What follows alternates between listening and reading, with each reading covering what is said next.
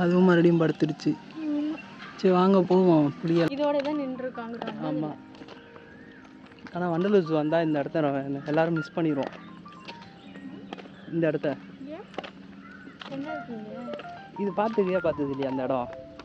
வந்தது இல்லைங்கிறேன்.